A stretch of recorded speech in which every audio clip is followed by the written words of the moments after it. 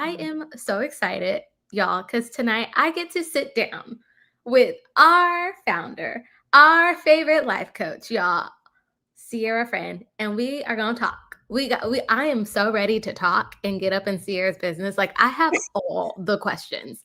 And so when I was thinking about what are we gonna like talk, like what do I want this conversation to be, or like what are we even talking about? It just came so clearly that we wanted to just kind of talk about what it truly means like to align your life essentially, because Sierra has literally picked up her family and moved to a whole nother part of the country. Like you are actually living differently. And I know we talk about it, but you're actually doing it. So we have so much in store here tonight. So y'all have sent in your questions. It's not too late. If you still got questions and you want to make sure we get to them, go ahead and put them in the comments and I'm going to mark them. And I got some questions from Instagram because we are all so curious, Sierra. So I just want to say, when you first told me, y'all, when Sierra first told me, literally, I went silent. Like my mouth just dropped. I was like, and Sierra was like, Darian, are you okay? Are you like, oh, what are you thinking? Tell me what you're thinking. I'm like, I don't know. Right. Yeah, because I told you guys in the beginning of February, I think, way long before we announced it to anyone publicly, because obviously my team needed to know what was going on. But yes, everybody's jaw dropped and they're like, you're doing what? So, I mean, for anyone who's new here tonight, and you're probably like, I've seen some photos on Instagram. Is she on vacation? Wait, she's still on vacation. Wait, her family's there. Wait, she sold her house. Like, if you're keeping up with all the things, like, I mean, a Sierra fan would. We want to know what's going on. Ooh, Sierra, first and foremost, where are we at? Where did we move to? And like, what led us to the decision to move? Oh gosh. Okay. So, by the way, you guys, we've done hundreds of hours of lives together. And I don't get nervous for lives. This one I'm nervous for, only because I'm not used to talking about myself. And I've been pretty quiet about our process to date, just because it was such a massive, monumental move. And it wasn't just family, our house, it was schools and friends and family and logistics and cars and what's next and all of the paperwork and everything that goes into that. And also somehow finding space and time to be a human. And also starting to like regulate your nervous system and feel calm after doing all of that stuff. So I've been very quiet, not for any reason other than I've just been exhausted, to be really honest with you. But today I just posted my first Substack where I shared my story. So we'll give you a link to that where I go a little bit deeper, and I'm going to be sharing more of my story. But that gives a little bit more of the background, but I'll give you guys as many details as you want. I told Darian nothing's off limits. She did tell me that, y'all. And I was like, okay.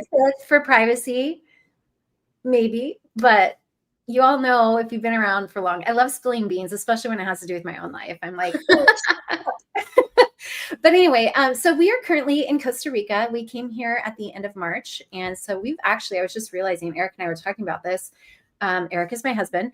We were talking about this the other night, and I'm like, we've been here for almost 6 months, which is so crazy to me. That's just crazy. We knew at the end of 2024 that the possibility of us moving for a year abroad was a very, very big possibility. But we didn't think it would be so soon. And what started to happen after the election was I knew that tariffs were coming if this administration got into the White House, because they had been talking about it for about a year prior, that tariffs where we get our products manufactured, and trust me, I've tried to have them manufactured stateside, exhaustively tried to find them to be manufactured stateside. It just couldn't, not for a price that we could sell them in a way that would make sense to you guys or to us from a profit margin standpoint. So I knew that it was possible that tariffs were going to come. So we started thinking, like, what is that going to look like if in fact those 60% tariffs come into play? So I immediately got into on the phone, in emails with our production management team and saying, okay, guys, we've got to start looking for production outside of China. Can we, look at the US again, Canada, Mexico, Vietnam, Korea, like it literally all over the place. And that was our first move. And what started to happen was, as you guys know, like things have just been happening super fast. And I would say for the better part of the year, leading up to the election, and then especially post-election, I was in such high alert and hypervigilance of looking at headlines and trying to figure out how to navigate our future, because I'm a pattern recognition gal. I'm a big visionary person. I always give this analogy to the team. I'm like, I'm the guy that's on the front of the ship looking for icebergs. And I'm the one who's like, iceberg ahead. All right, team, like time, we need to steer the ship. And I kept thinking, how do we stay afloat? How do I keep the doors open if we're already paying 30% tariffs, by the way? That was a tariff that was brought in Trump's first administration, and Biden never reversed it. And so we were already used to paying a 30% tariff.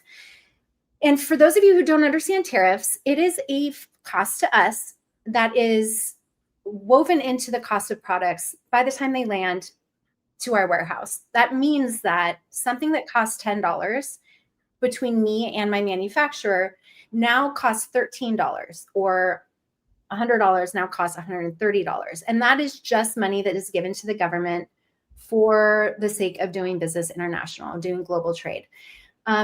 We could handle those margins. I could not handle a 60% margin. Well, I think maybe January, it started looking like it was going to be it was like 60%, then it was like 110%, and then it got all the way up to 154% that people were talking about, or that it was threatened that it would be 154% on our goods. And I thought, there's no way this is going to happen. So it got me to thinking, because we had always considered doing a year abroad, I started looking at all of our options for business. And not only when the economy starts to take a hit from tariffs going up, because it gets more expensive for all of us as consumers to pay for anything that is traded internationally, which is most things, by the way. Even if they're made in the United States, the materials that it takes to make those products in the United States usually come from abroad. It's impossible to create a quality product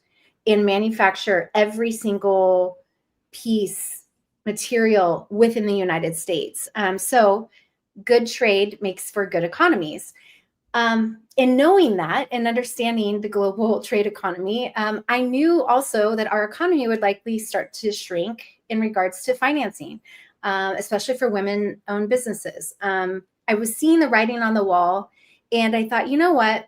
What would happen if we decided to expand the business? We're always going to be a corporation here in the United States, but what would it look like if we were to expand internationally and give us a second foothold outside of the United States that would allow us to have access to legal and financial resources, and even trade resources that we necessarily wouldn't have if we stayed just in the US? So I did quite a bit of research and I found an option for us that was going to take us into the Netherlands. And we got really excited about that. My boys are big soccer geeks. They are amazing at soccer. Like, Netherlands is such a hub. It's primarily English that's spoken there. It's a major metropolitan city. It's connected to the EU. So you've got tons of resources outside of the Netherlands. And it was something that seemed like it was going to be great.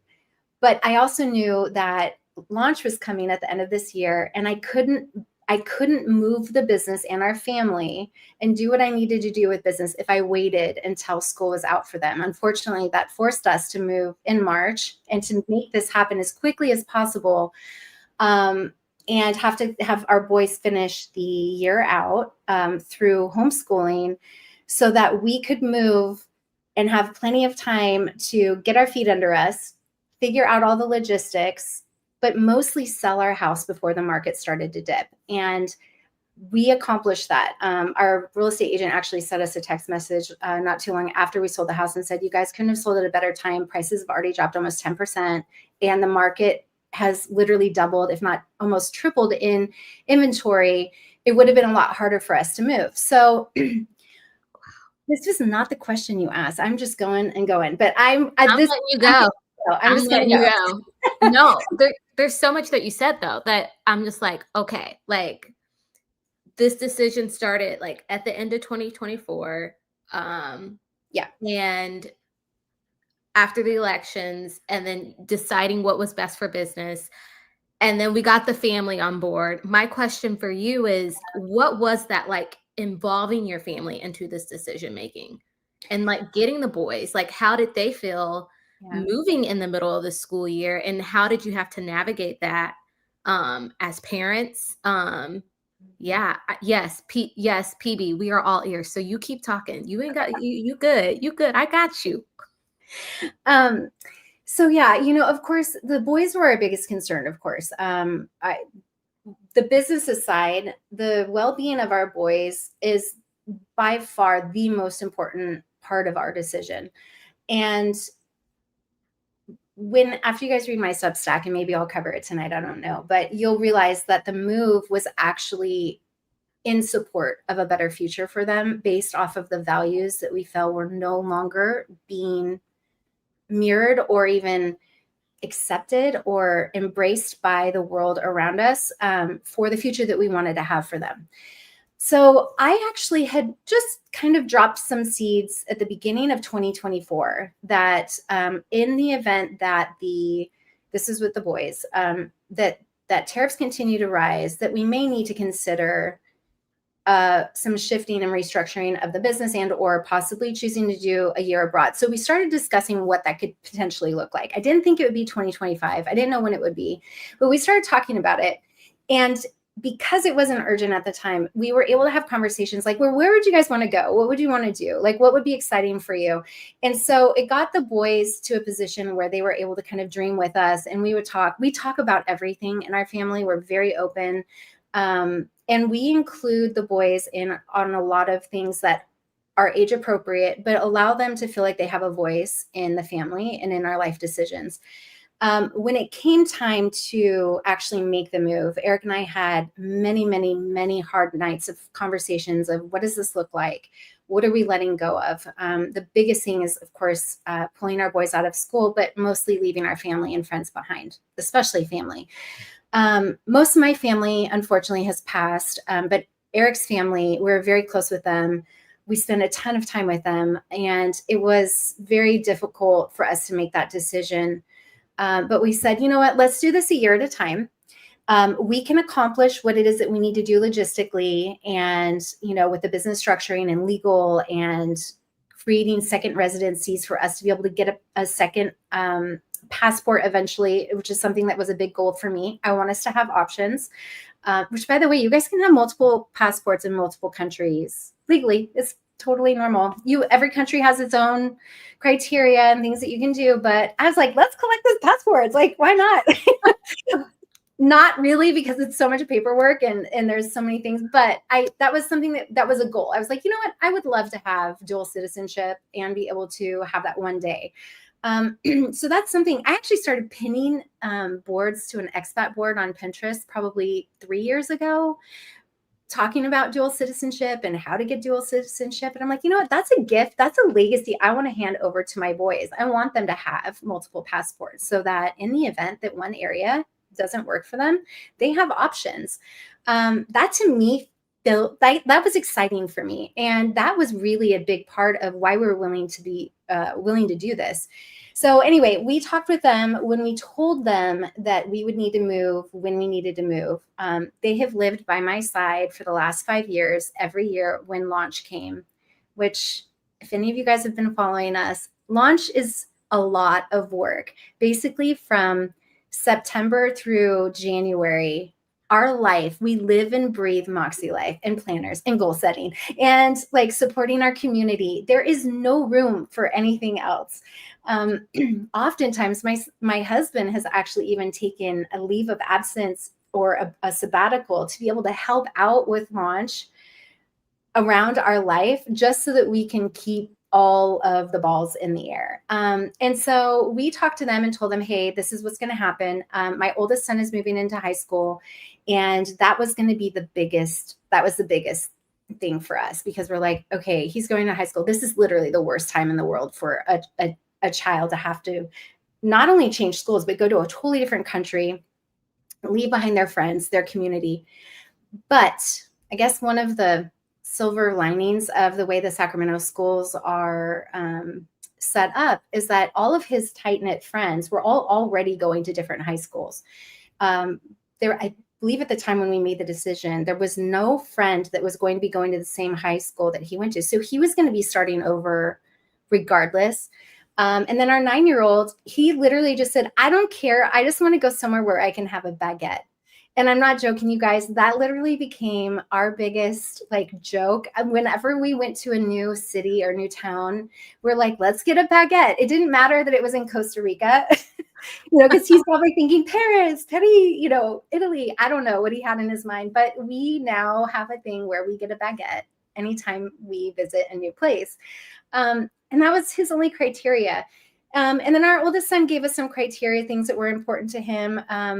His sports were a big thing to let go of. So that was a really big deciding factor for us to make sure that wherever we went to, that he had those resources available to him, that he could still practice his craft and do the things that he loved to do.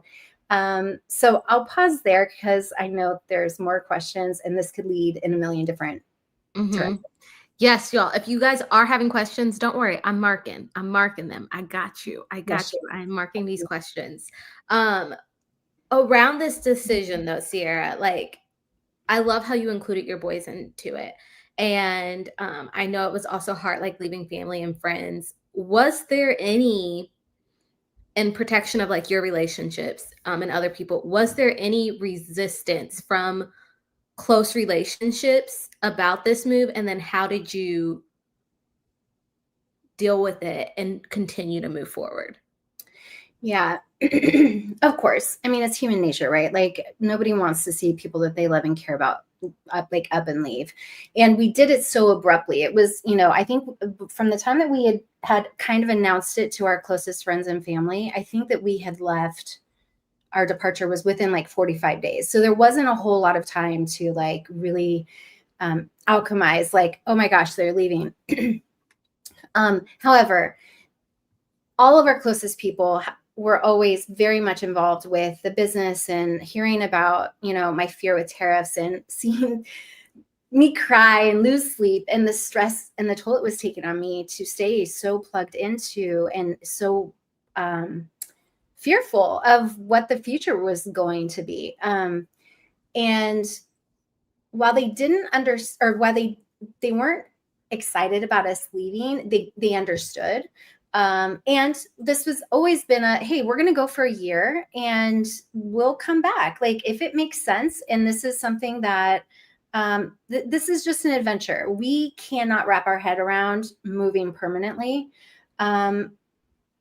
We can't either. So let's just take it a year at a time and come and visit wherever we end up. I mean, at the time it was going to be Netherlands and then Costa Rica. The reason why we came here was we needed to stay adjacent to the US time zone and we needed to sell our house. And I needed a place where I could just get my feet under me while we handled all of the logistics and paperwork for setting up our international corporation and all the different stuff that we were doing. So I needed a place where we could just go and pure Vita life.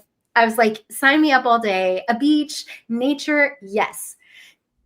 It wasn't quite that way. It didn't feel that way. So I'll go into that later, but, yeah. And that was it. What really shocked me though, was after the fact and how I think the void that we left by not going fully into detail around the reasons why. Yes, it was business, but there was more to it. And I go into that in my Substack, and I don't really want to go into the live tonight, but there was a sense of deep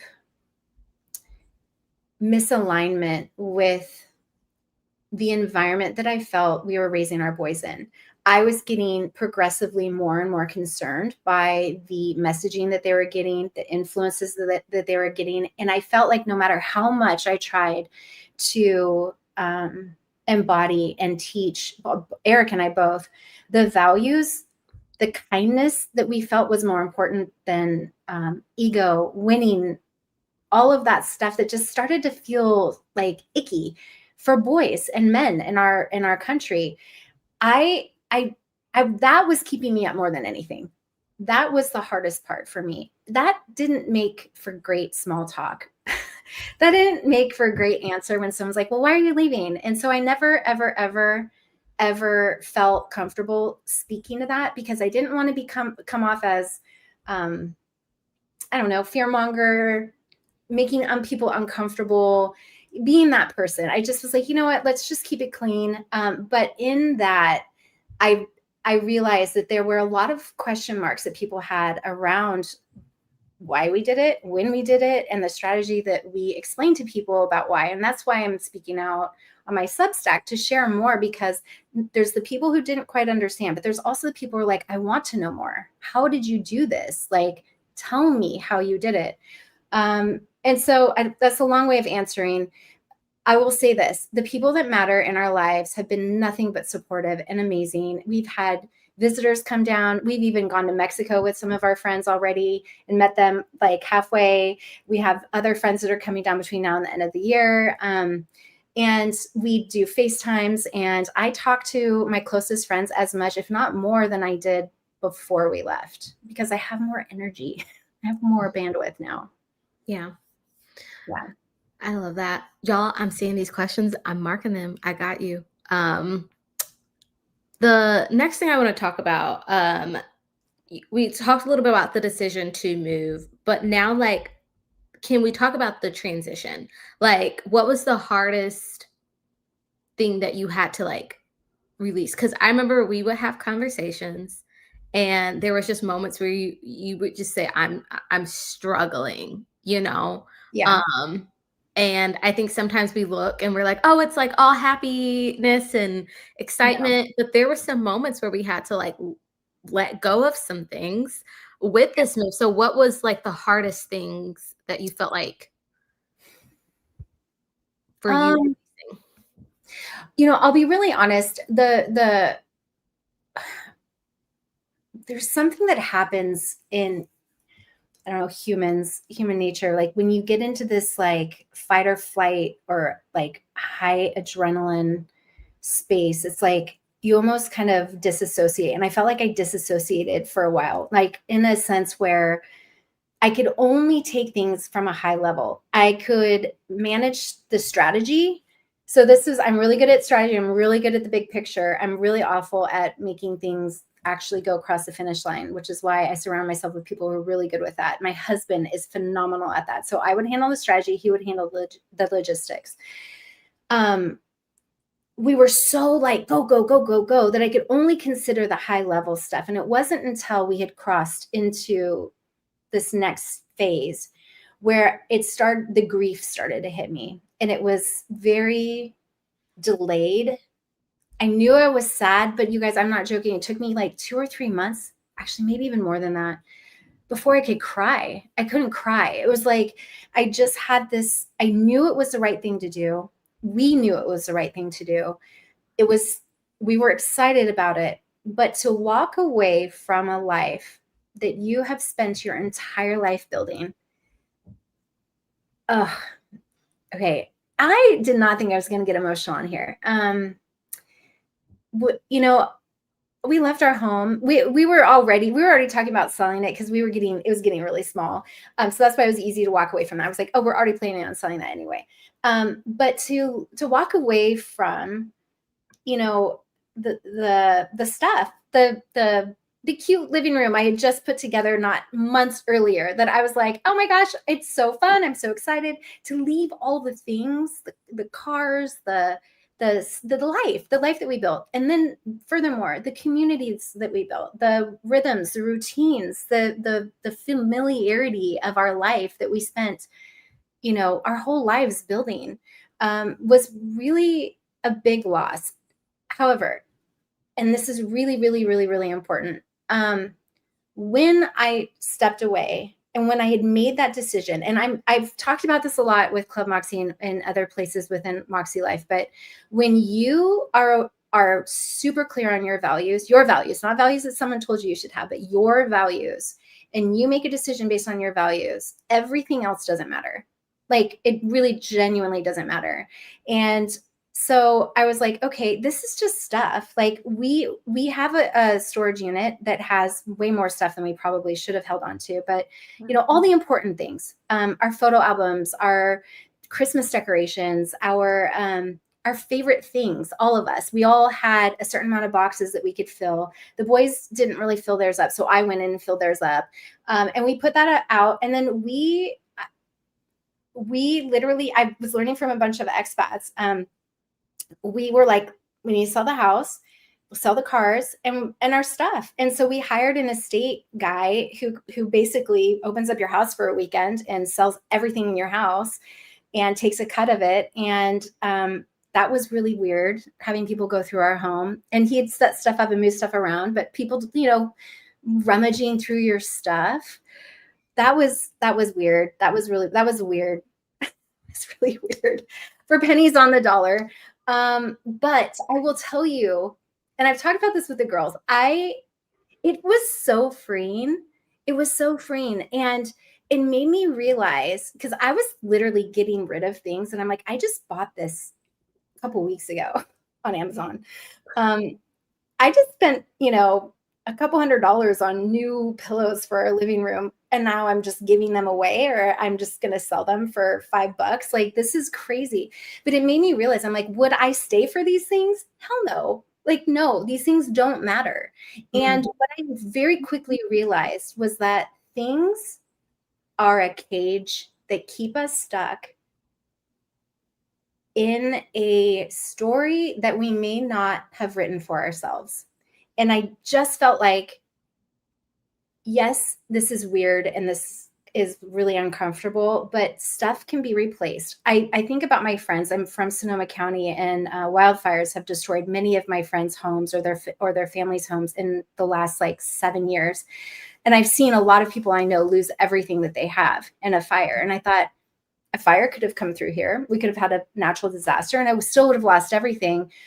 This happens to people all the time, but I actually have a choice in this, and I get to choose what I want to keep and let go of what really doesn't matter. And I felt very, very blessed and very privileged to have that experience and to make those choices. So again, I'm giving you the world's longest answers, but I just want to share my truth in whatever way it comes out. But yeah, this stuff was interesting. And it made me realize really how much stuff keeps us stuck. Yeah. I ain't stopping you. I'm letting you talk. I'm letting you talk. This is your night. You drink your water, get whatever you need in between, because I am making you talk tonight. Yes. So you're now in Costa Rica. So yeah.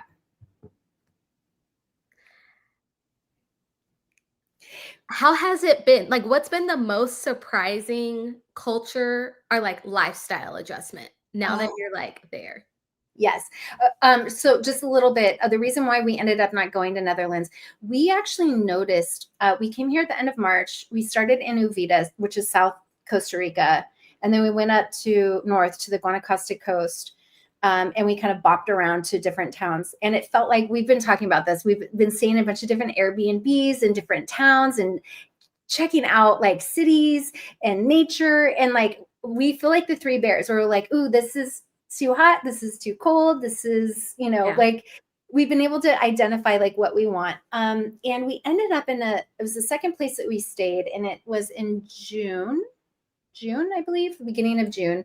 We ended up in a town, a small surf town. I mean, small, you guys. It's like a block long. It is small, but a beach town called Playa Grande in Costa Rica. And within a week of being here, we met the most amazing human beings in multiple areas. It's a very high expat community.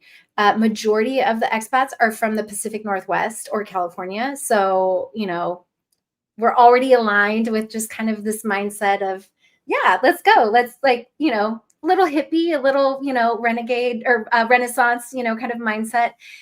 But what we realized is once we started meeting people, we're like, oh my gosh, wait, we're learning about schools. We're learning about sports. They're inviting us to things. They're taking us under our wing and being like, oh, come here, go there, dinner here, that all these great things. And then when we started talking to these people and getting to know them, the shared bond of being an expat of going through the process that I just explained to you guys and doing that as a family and then ending up in a community where everybody has done that exact same thing is one of the craziest, coolest forms of bonding that I've ever experienced in my life. I have never experienced community like we have here. The expat community is amazing. Wherever you go, I keep hearing this from everybody. It doesn't matter where you're at. It takes a certain type of person to do what we did. And that alignment and have like walking into that without having to like go through years of determining whether or not this person's in alignment with your values or they understand the life choices that you make. We don't have to explain anything. They get it. So anyway, we found community and we immediately thought, okay, wait, our nervous system feels like it's finally settling. Like we feel comfortable here. The boys were getting progressively happier. And I was watching geopolitics and getting more and more nervous that it was possible. And I'm about to get really geeky and I'm so sorry, guys. But, if Russia went beyond Ukraine into Poland, NATO would be invoked. And guess what? Netherlands has always been a hub for like war. And I was just like, do we want to go there? And if tensions continue to rise and continue to go in the direction that they're going, do we want to have to pick up and move our whole life all over again? Or do we think we could make it here? And so we decided in May that we were going to stay. Well, we didn't announce that to everybody because we needed to make sure we could get into a school, that the sports were going to be available, that the boys would be okay, that we could find housing, that we could figure out our visa situation and get immigration taken care of before we announced it to people. So everything was very much under wraps.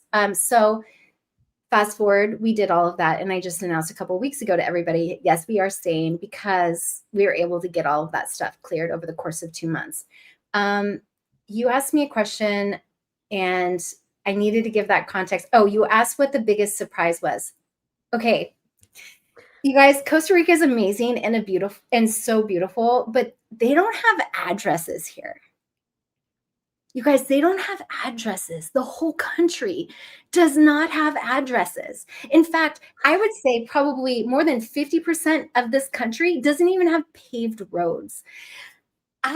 But yet they have a mail service, apparently. I don't know how it works, but one of my friends who's been an expat she moved here in Texas, has a taco shop on the beach.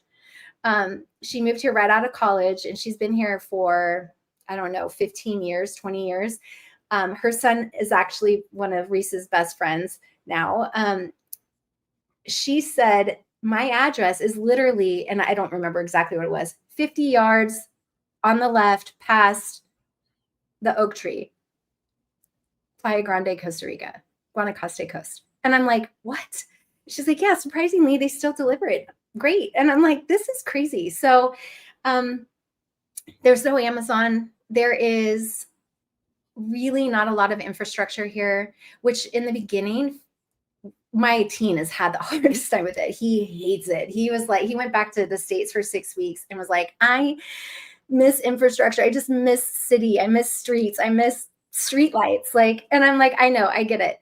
But I will say, I believe that it's probably one of the greatest gifts to give to our boys because we live in a world and an economy now that requires thoughtful consideration before they consume. It requires us to be mindful about what we do with our time because things aren't so convenient. And what that does is it really forces you guys, like heels in the ground forces some of us, to slow the fuck down and get really clear on what you need, where you get it, and to maximize your time. And let me give you an example. We can't go to Whole Foods or the grocery store or whatever, to get this nice organic food. We have to go to a city that's 30 minutes away and hit up 3 or 4 different places that include a market, a produce stand, a meat locker, all those different things. It takes a full day to get this beautiful food that's available to you, but the convenience isn't there. And so what happens is it forces you to actually be really alive in your day-to-day life. There is no autopilot. There is no one touch buy. There is no convenience. Everything requires you to be present. And I want that for my boys. I want them to be uncomfortable. And I want them to know that life is not, Amazon Prime and everything at your front doorstep within, 24 hours. So yeah, like right now we need a laptop for him and a what are those fancy calculators that they use Oh, for? the scientific calculator, the little TSI. Yeah, Like, I'm literally shipping it to Chrissy's house, and she's putting it in a box with some other stuff. You guys, including, this is funny. She doesn't know this yet. It hasn't shown up, but there was these little cotton pads that are exfoliating. They don't have those here. I can't find them anywhere. I'm literally shipping like a dozen of these sleeves of them. She's going to get like a case of cotton pads and be like, what is happening? But I'm like, please, I cannot live without these. But anyway, she's shipping those to a DHL hub that's like an hour away from where we live. And it'll take a couple weeks before we get it. Like that's the speed of life here. And I think it's freaking amazing. I love it. I love it. Oh, I love that. For you. What's the biggest surprise? You said something that I just want you to circle back real quickly on. You said, I want my boys to be uncomfortable. Can you elaborate a little bit on what you mean by that? Because I think some parents might hear this and be like, what you mean you want your boys to be uncomfortable? Like, can you share your heart behind that just a little bit? Yeah. I grew up poor. We were, my mom was a single mom. She did the best she could, but she consistently worked multiple jobs. My mom wasn't around. My dad wasn't in the picture. And my mom wasn't around a lot, and we didn't have a lot. And we even had a period of time when I was in 5th grade where we were even homeless and lived in a homeless shelter. So I got to understand what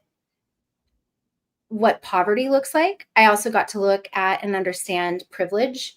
And I've lived both worlds. And even still, I don't understand the full capacity of it. And I'm learning every day more and more what that looks like, and unlearning as well, mostly. But my boys have had a very, Eric, I worked very hard to have the life that we have. Nothing I have has come easy. Nothing. And that part of my story hasn't felt important to me because that's not why I'm doing this. But it's been very clear to me that my boys have been raised in privilege, that they have a very comfortable life. And they live in a beautiful community that also was surrounded with people with a lot of privilege. And we can talk about, what it's like to have grace and compassion for others in less fortunate roles. But until you've lived it, until you've seen it, until you've actually experienced it, it's very difficult. And I realized that I could do this all I want, but until they actually really experienced it, they would never really understand what it's like to not be who they are with the privileges that they had available to them, especially growing up to be white men in America with a lot of resources available to them. That will always be there for them. That will always be there for them. But I only have a short period of time where I can teach my boys what it looks like to actually be a global citizen and to understand what it looks like to be in a third world country, with people who have chosen a life that is more aligned with nature, with community, with kindness, with pura vida. And for them to really experience that to me is one of the greatest gifts that I could give them. They are going to go out and do what they're going to do. They're going to make their own choices. They have tons of opportunities and resources available to them. But this was important to me, especially with the direction that the world, but the US especially, is going in. I want them to have a different experience of privilege. I don't want them to feel privileged right now. And I don't, some people may not agree with that, but it's been one of the greatest, I think, gifts. And I've seen their hearts soften a lot in this process. And that's been the coolest part. Eric and I sit back all the time and we hear them say, oh my gosh, did you see that? Or guess what I did today to help someone's day better? Or like, oh, I noticed that somebody didn't have this, and why? And having these conversations around what it looks like outside of our little bubble in the US or even Sacramento where we were at. So that to me was really important, and to my husband as well. Oh, I love that. Thanks for sharing that. I have a couple more questions that I want to ask you, and then I promise y'all I'm gonna make sure we get your questions answered too. So my next question for you is, what has Sierra discovered about herself through all of this? You're 6 months in it. 6 months in, yeah. Yeah. What have you discovered about yourself through this move?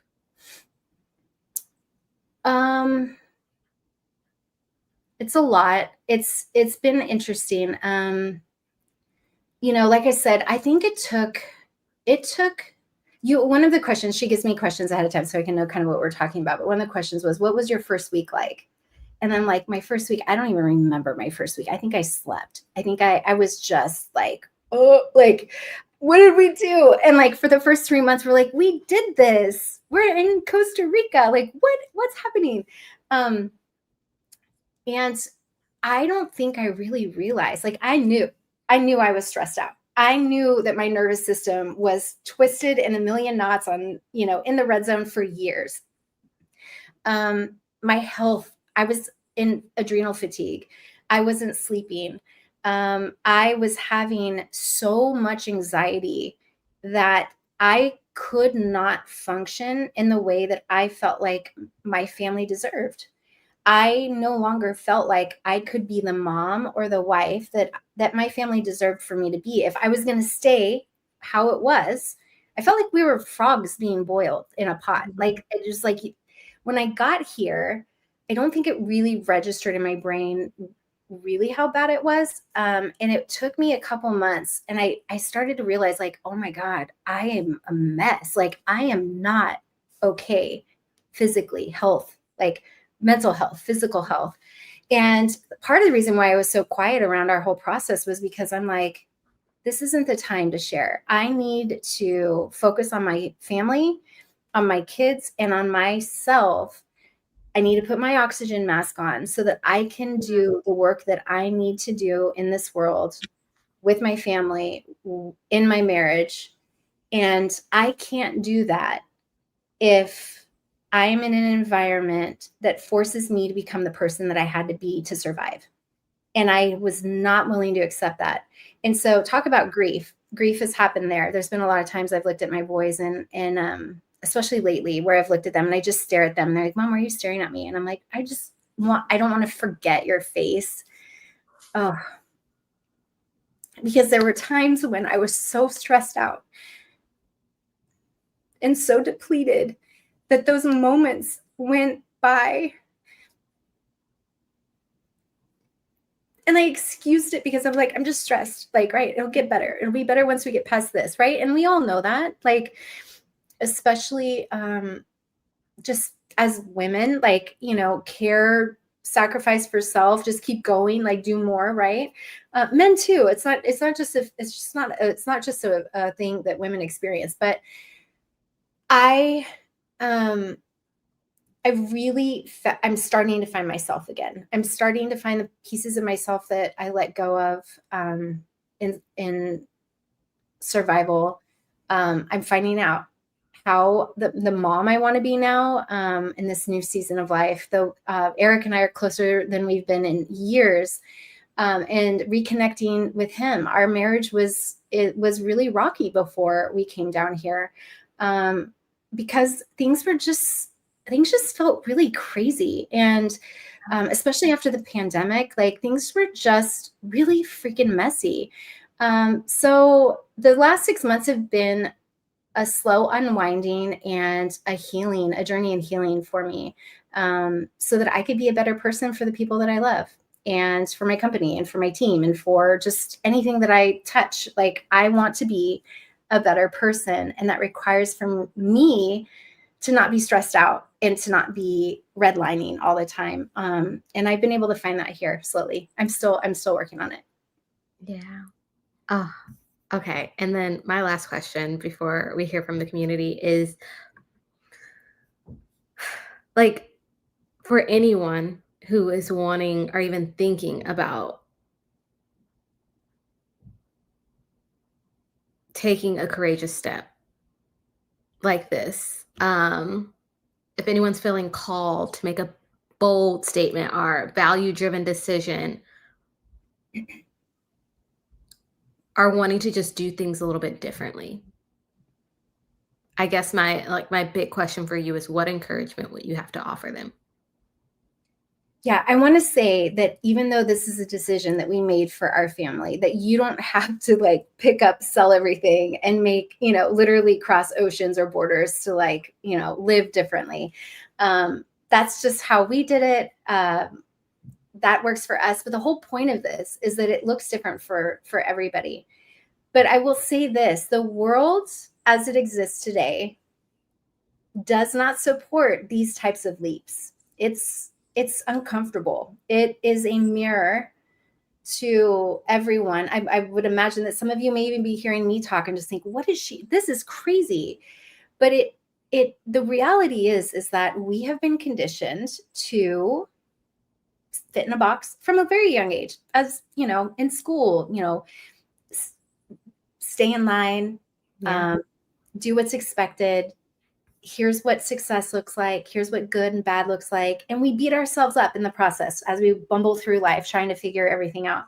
So whether it's picking up everything and moving to another country, or choosing to leave a relationship that no longer honors you or feels good, or to leave a community that is no longer in alignment, or even just change your opinion because you realize it doesn't align with your values, can be freaking scary as hell, because in that is the unknown. And in the unknown, we imagine the worst, right? We imagine complete exile. We'll lose belonging, our worth, love, acceptance. All of those things come into play.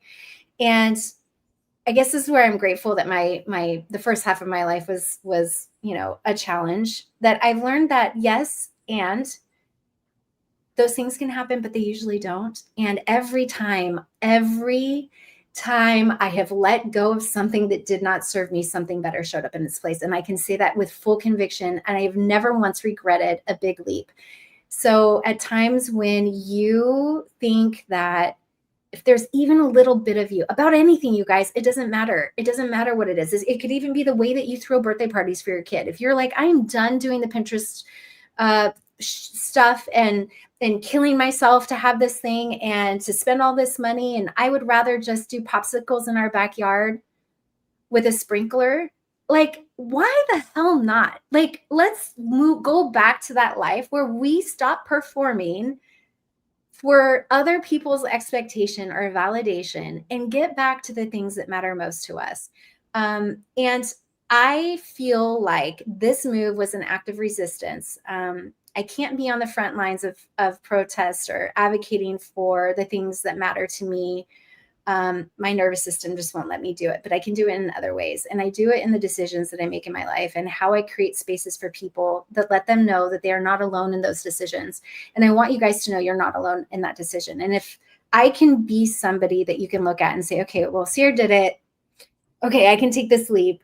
And not in a like, that's not why I did this, but like, we need to know that something better exists and that there are people that are thinking the same things you're thinking, are feeling the same things that you're feeling, and you're not crazy for wanting change or wanting to do things differently. And there is a community, or there are places, there are people, there are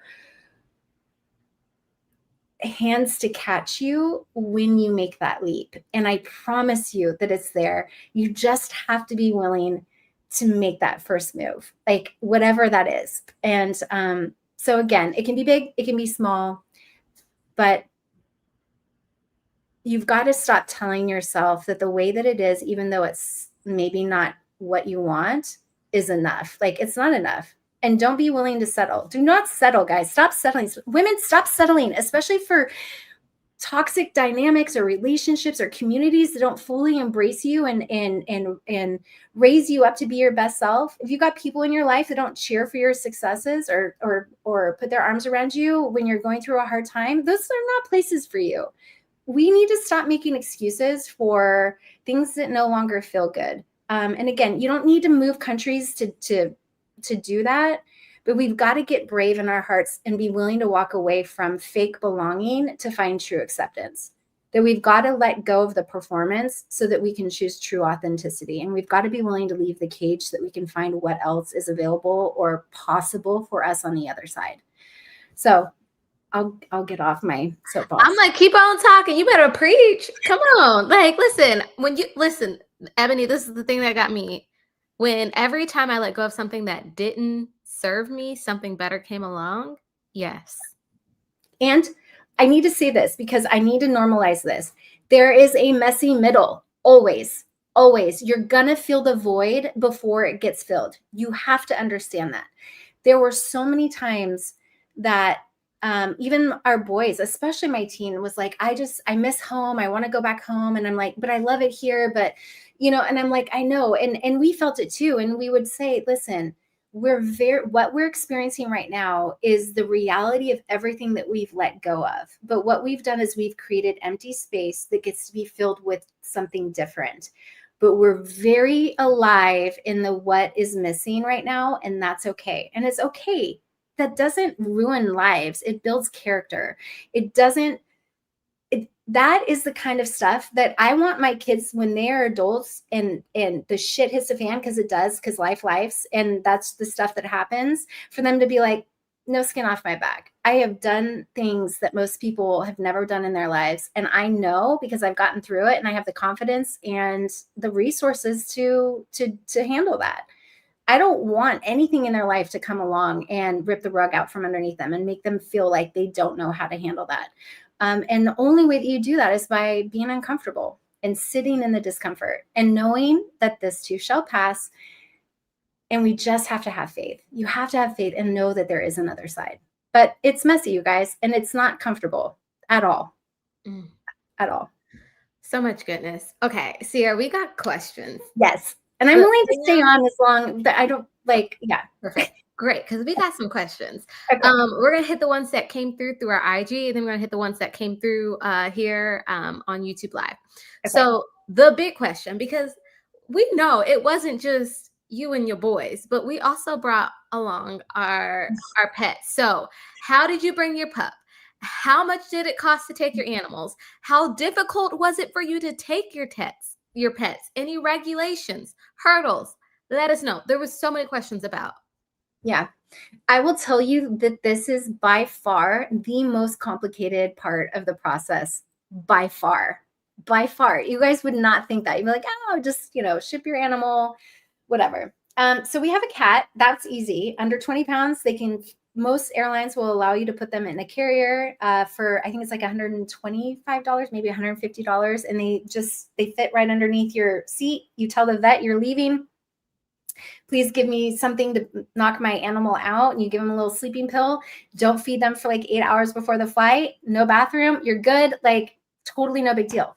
But if you're like me and have like an 85-pound golden retriever, that is not so easy. Oh, okay. So part of the reason why we ended up having to stay the summer in Costa Rica was because after we had already bought our flights and made all the arrangements, booked our Airbnb and everything, we found out that most developed countries have a black box warning on most Central America countries for animals being imported or I don't know, traveling from one country to another.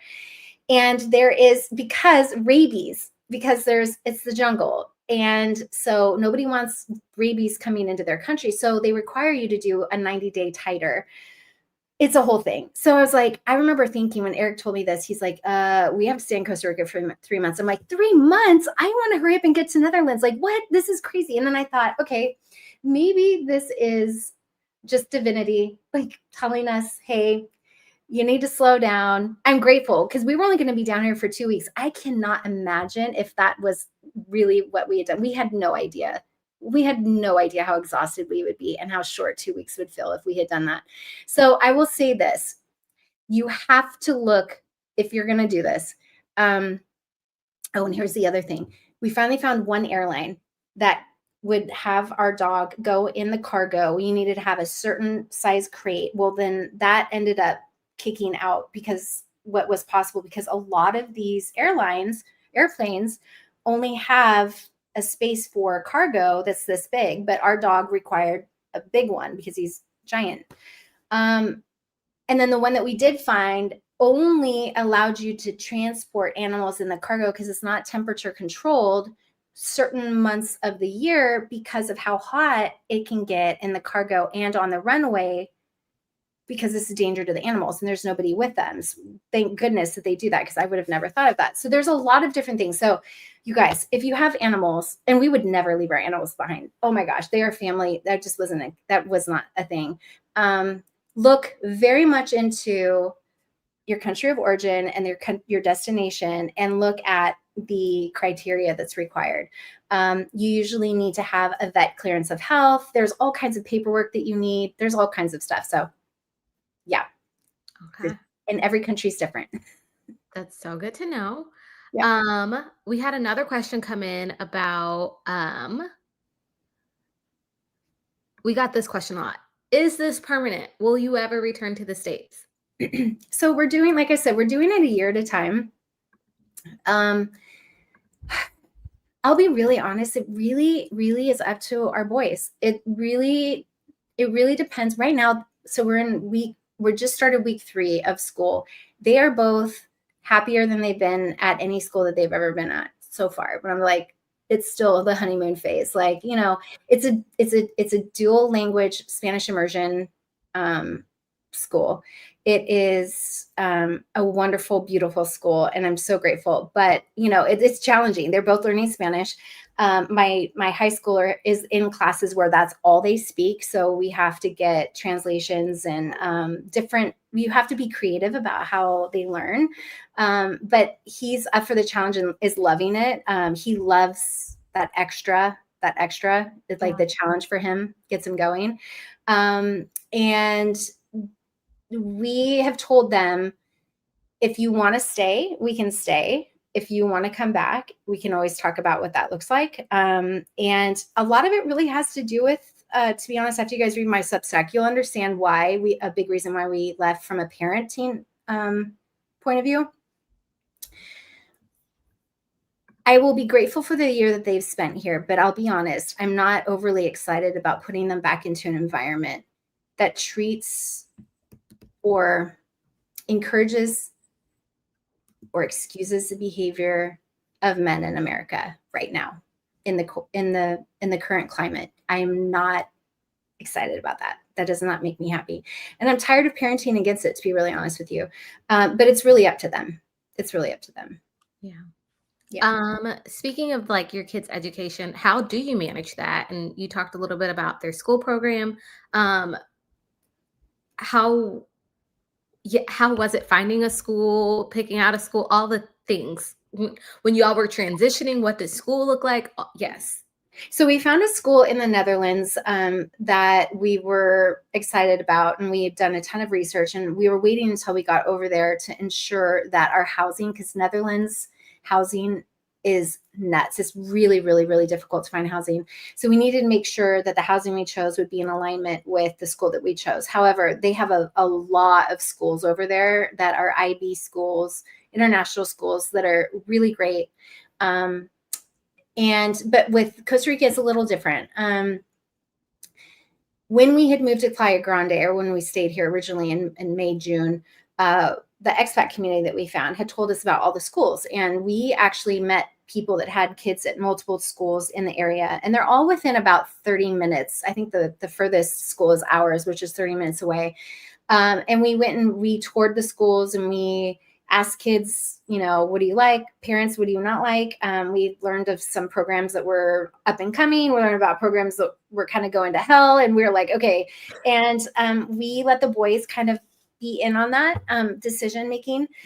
And then we found this amazing school, you guys. It's so amazing. Go to my Instagram at Planner Friend and look at the photos of it's like a dream. Like it's like you're in nature, but like it's a school. They've got hammocks strung out in like the courtyard, and like, oh God, it's so beautiful. And the community there is so amazing. It's literally like pre-K all the way to 12. I believe that there's 680 kids there. I believe. I could be wrong. So it's a smaller school, but it's beautiful. The community is amazing. It's expats from all over the world. I believe that they have 38 countries that are represented there. They have international days all the time where people get to come and share about their culture, their foods, their different things of their culture. So our boys are not just learning Costa Rica life. They're learning about people from Belgium, Germany, Australia, Canada, from all over. Their friends are from all over the world, which is really, really cool. Oh my goodness. And so they take a bus. And the program's amazing. They've got like 40 different extracurricular activities after school, from like soccer, basketball, painting, ceramics, skateboarding, parkour, drama, jewelry making, cooking. I mean, so much. It's so beautiful. It's really different than the States in a very child-centric way. It's very cool. How have they, like, what was their first day like when they came home? Like, this was I was a wreck, you guys. I was a wreck. I was just like, oh God, please let this be okay. Please let this be okay. They loved it. Like, they loved it. So the first day they were a nervous wreck going in. My teen is pretty strong. He's like, I got this. Like, I already have friends. Like, I'm excited. But my youngest hadn't met friends yet, and he was very nervous, like tears nervous.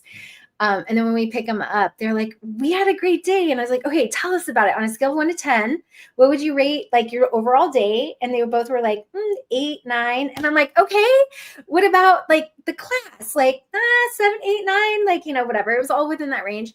I don't think any of the scores were under 8, actually. Now it's maybe 7.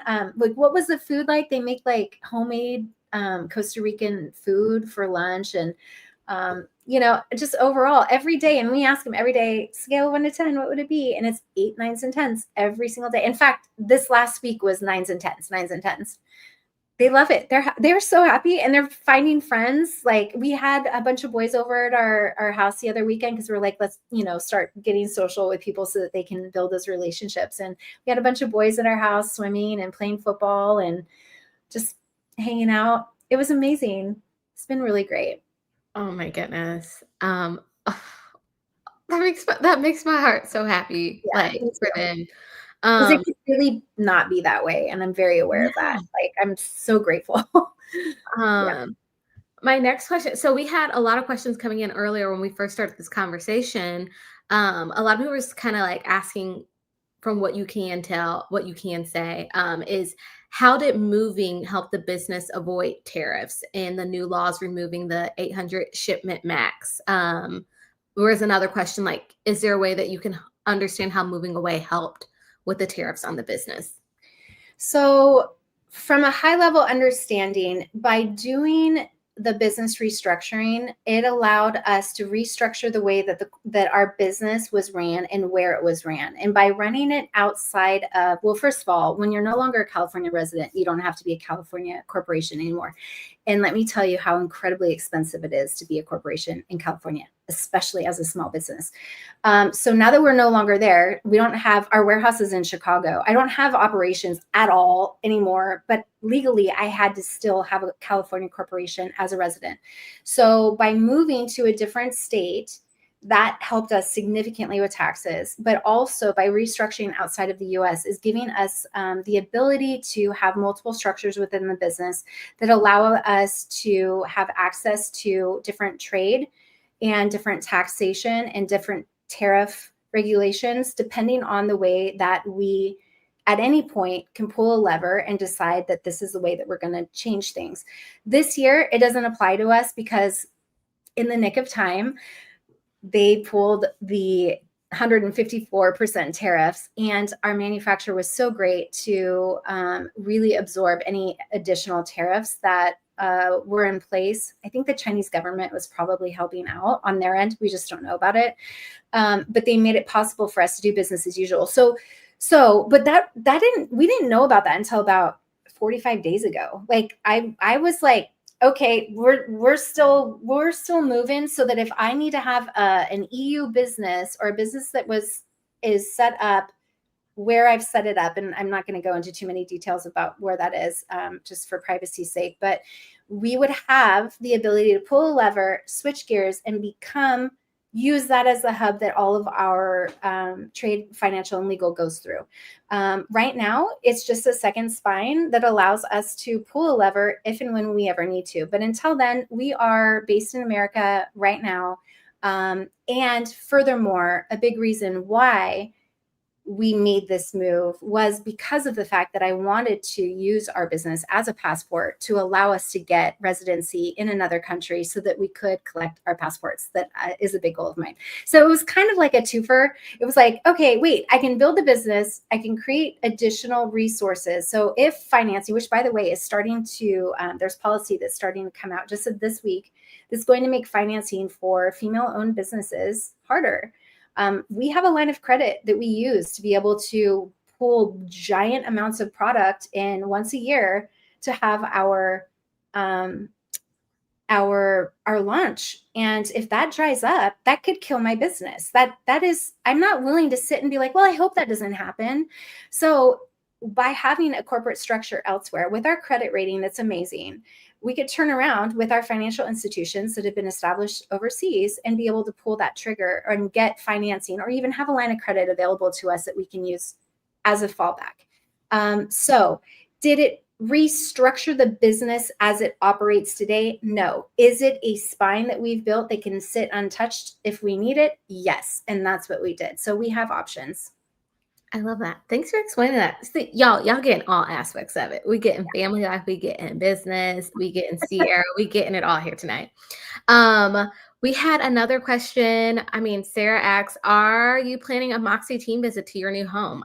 Sarah, I'm curious too. Are we planning this? Listen, I am living in the world of retreats. Like retreats down here it's the thing to do, and I just keep seeing retreat after retreat after retreat in all the groups I'm in on Facebook. And I'm like, okay, I think it's time for us to have a retreat in Costa Rica. Mm-hmm. Listen, I'm for it. Shelly had asked another great question, Sierra. Shelly had asked, "What do you know now that you wish you knew before doing this?" Oh, that's a really good question. Oof. I did so much research. I mean, and again, I started researching this years before we made this move. So I had a lot of information. Here's what I would say, and this doesn't apply to us, but it would have applied to us if we ended up going to Europe, but it doesn't apply to us here.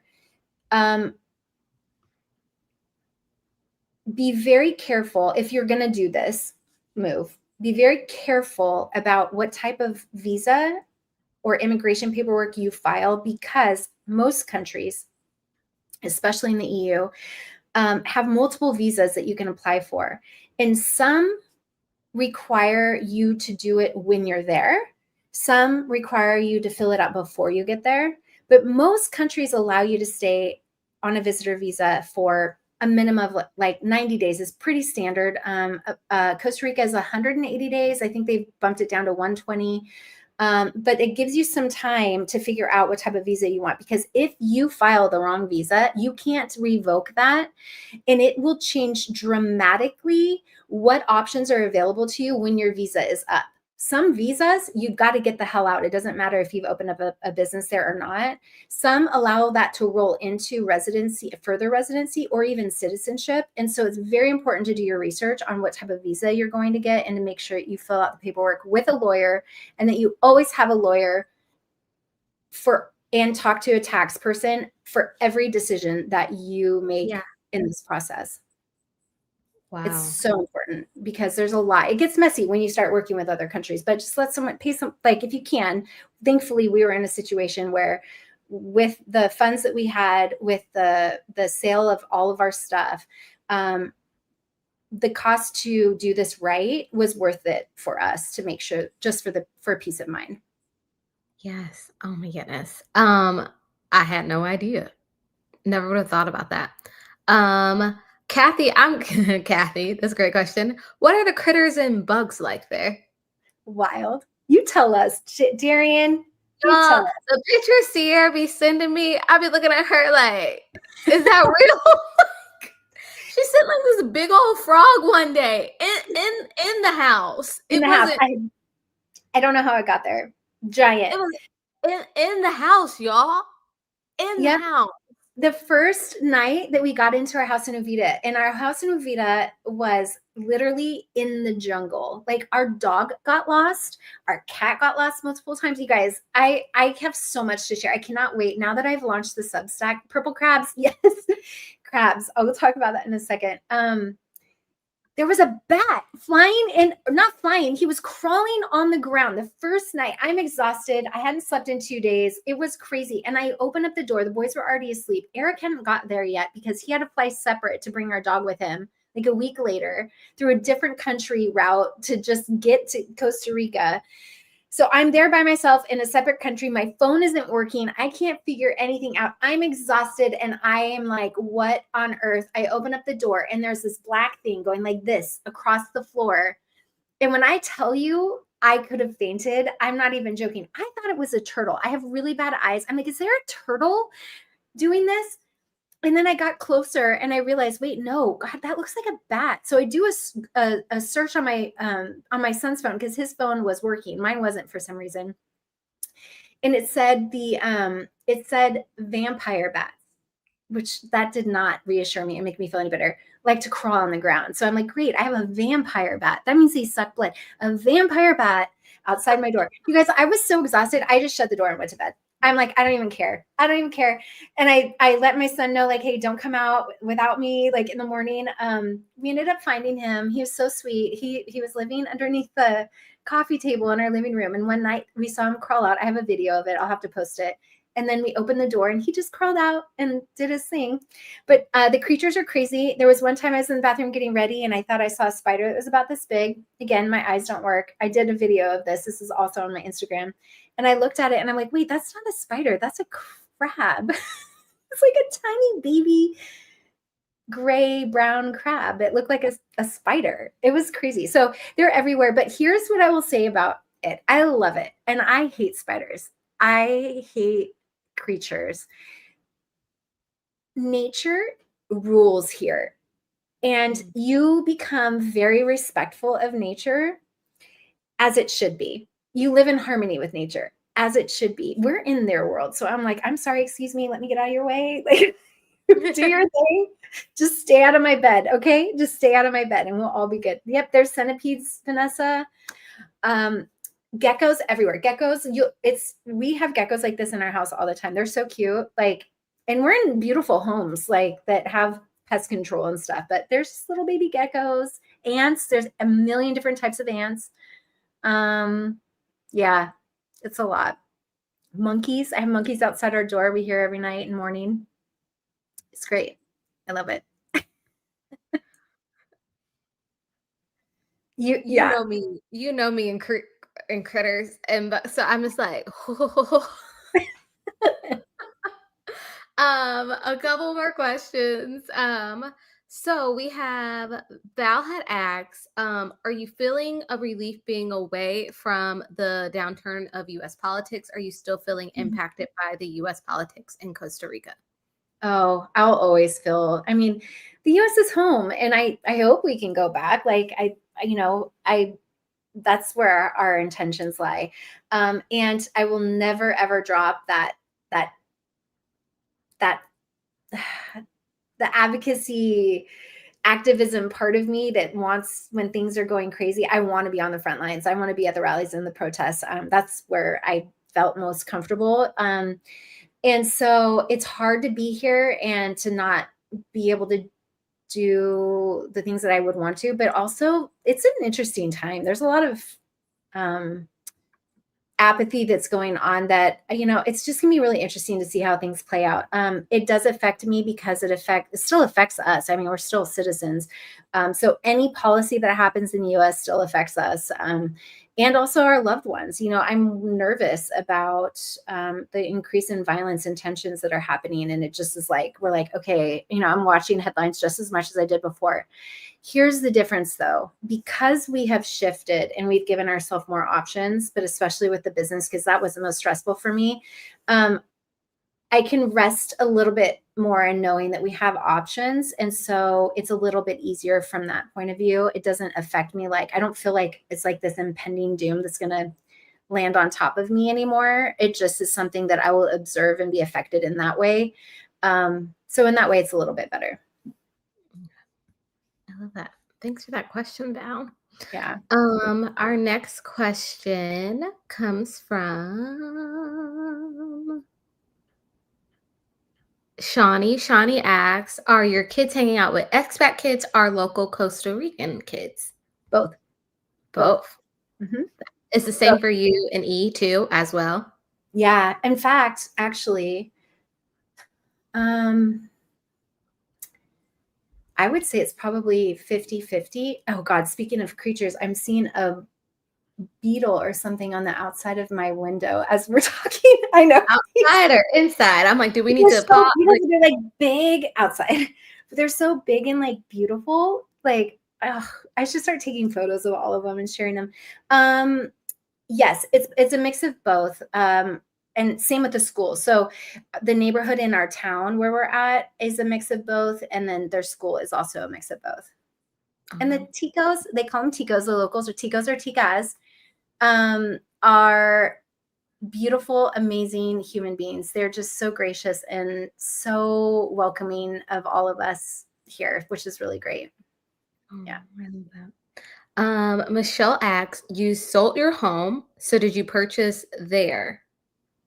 No, we don't want to be stuck here. We're just renting, which is kind of cool because most of the houses here, it's very touristy, right?